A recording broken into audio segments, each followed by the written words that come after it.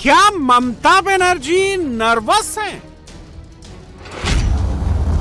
क्या ममता बनर्जी को टीएमसी की हार दिख रही है? क्या ममता बनर्जी खुद भवानीपुर सीट से हार रही हैं?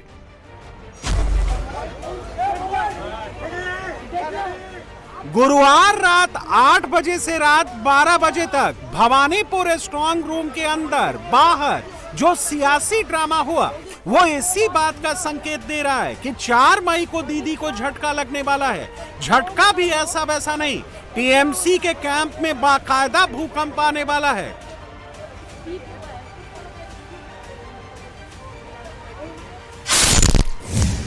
हार का डर, कुर्सी जाने का भय इतना ज्यादा कि दीदी आधे या 1 घंटे तक नहीं, पूरे 4 घंटे तक स्ट्रांग रूम के भीतर बैठी रहीं।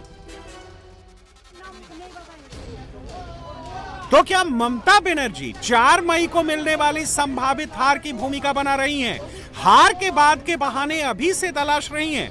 बीजेपी तो यही कह रही है। तो निकाल लो, तो क्या होता है?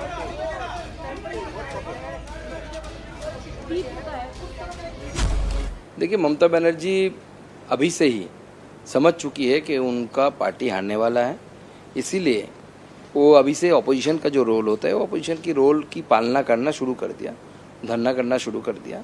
आगे आने वाले समय में वो लीडर ऑफ ऑपोजिशन भी शायद बनेगी, उनकी पार्टी शायद उनको ही पद देगी और वो ऐसे बहुत सारे धरना करेंगे। टोटल डिस्परेटनेस, बौखलाहट है और ये मुझे लगता है कि जो हारने का जो इन्फॉर्मेशन तो उनके पास भी है, बहुत बुरी तरीके से हारने वाले हैं, इसीलिए उस बौखलाहट के कारण ही इस तरीके की बयान ममता बनर्जी के मुंह से आ रही है। काउंटिंग का पहले ही ममता बनर्जी जो विरोधी हो गया, विपक्ष हो गया, वो स्वीकार कर लिया, इसीलिए विपक्ष का आंदोलन कर रहे हैं। ये नौटंकी तृणमूल के लिए ही भारी पड़ेगी।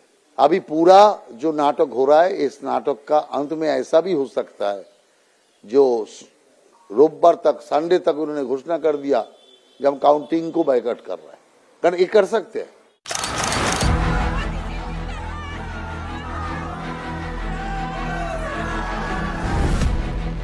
दीदी के कैंप में मची घबराहट और 4 मई को मोदी के आने की आहट की सबसे बड़ी वजह एग्जिट पोल के वो नंबर्स हैं जिसे ममता बनर्जी पचा नहीं पा रही हैं। अब एक और एग्जिट पोल के नंबर्स आए हैं जिसके मुताबिक 4 मई को बीजेपी की ही सरकार बनती दिख रही है।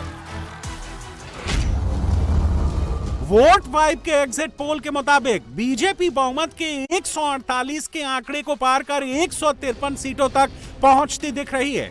इस पोल का अनुमान है कि बीजेपी 143 से 163 सीटों के दायरे में रह सकती है। वहीं दूसरी ओर ममता बनर्जी की टीएमसी 127 से 147 सीटों के बीच सिमटती नजर आ रही है। कांग्रेस को 2 से 4 सीटें मिलने का अनुमान है, जबकि आईएसएफ के खाते में 0 से 2 सीटें जा सकती हैं। जहां तक वोट शेयर की बात है तो वोट वाइब के एग्जिट पोल के मुताबिक अब की बार बीजेपी का वोट शेयर 44% रह सकता है।